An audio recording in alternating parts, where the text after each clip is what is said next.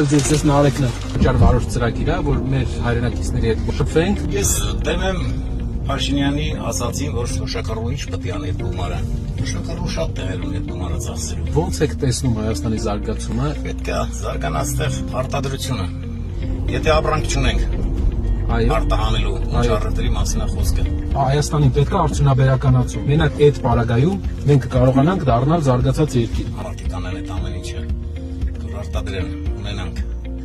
ինչ են անում։ Հայաստանում կան մարդիկ, ովքեր կարան իրավիճակը կարգավորեն։ Հիմա ոնց է Նիկոլը նստելա, իր թիմակիցներին հավաքել իր կողը։ Ինչ ասի, մարդիկ անում են, թե վախենալով, թե ինչ, բայց անում են։ Հիմա դες մի հատ կիմել պետք է, որ ժողովրդի մասին արդեն մտածի։ Ռեգնաձոր ենք գնացել։ Ասում ենք, ձեր բերքում եք վաճառում,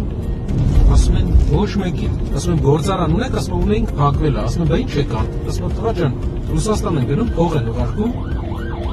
ապրում ենք։ Ինառաշարքը որ գյուղացուն դեռ չի տալի, գյուղացուն մինուսով է դուրս գալու։ Գիտեք որ դեպքում կաշխատի։ Եթե մրցակցություն լինի ու պետությունը սանդղակ Այո, այն մրցակցություն եթե լինի, այդ ուրիշ բան։ Մարդիկ գումար են ծախսում, հսկայական գումարներ են ծախսում, այդ ծառերը սրսկելը տարվա մեջ քանի անգամ են սրսկում, ջրին փող են տալի։ Մի շաբաթում պետք է վաճառի։ Դրա համար գալի ինչ գին ասում ես, ստիպված համաձայնվում։ Եթե մնաց առանց կչանալու է բնական, ապա չկա մի խոսքով։